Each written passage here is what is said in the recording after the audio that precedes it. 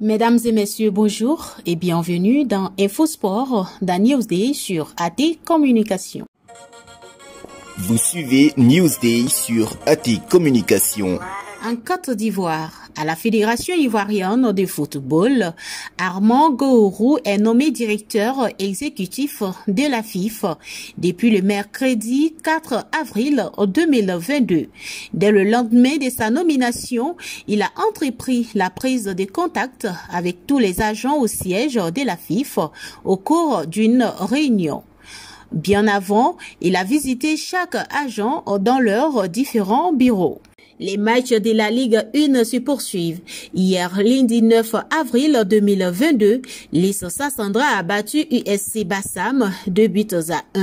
La SEC Mimosa aussi a fait un match nul avec Assi à Bangourou le 8 avril. Afad Plateau a fait égalité avec Solde FC d'Abobo, un but partout. FC Gagnoa a été victorieux face à Stella Club, 1-0. ES Bafing a dompté CO Korogo, 5-0.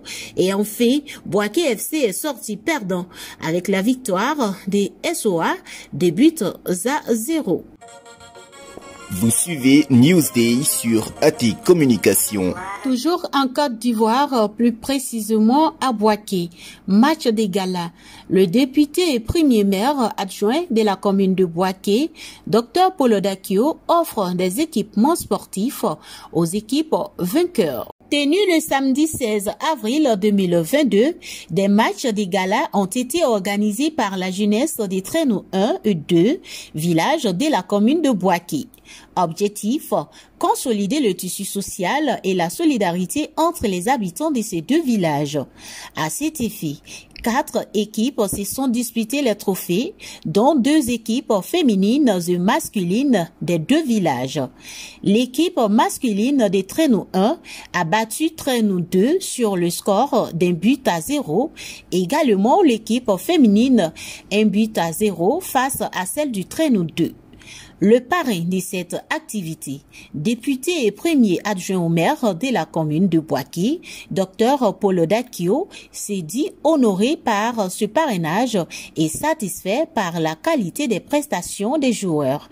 Il sollicite toutefois la jeunesse des deux villages à l'entente et à la solidarité, symbole de développement et de paix durable. Vous suivez Newsday sur AT Communication. Un gardien perd la vue pendant les tirs au but. Les faits se sont déroulés le samedi 7 mai 2022 dans la sous-préfecture de Gbagban, située à une soixantaine de kilomètres de la ville de Fresco, en Côte d'Ivoire. Il s'agit de la finale d'un tournoi de football parrainé par Amédée Kofi Kwaku, ministre de l'équipement et de l'entretien routier.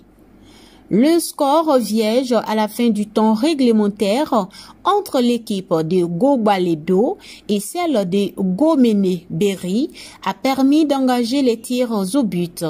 Et à cette épreuve, connaît Louo Prudence, l'excellent gardien de but de l'équipe de Gogbaledo, surnommé Kaouchou à cause de sa souplesse et ses magnifiques détentes, est subtilement devenu une passoire lorsque l'adversaire devrait tirer.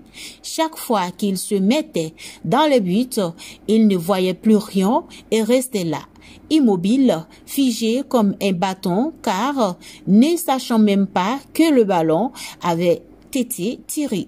Les nombreux supporters ne comprenaient pas que le portier était progressivement en train de perdre la vue.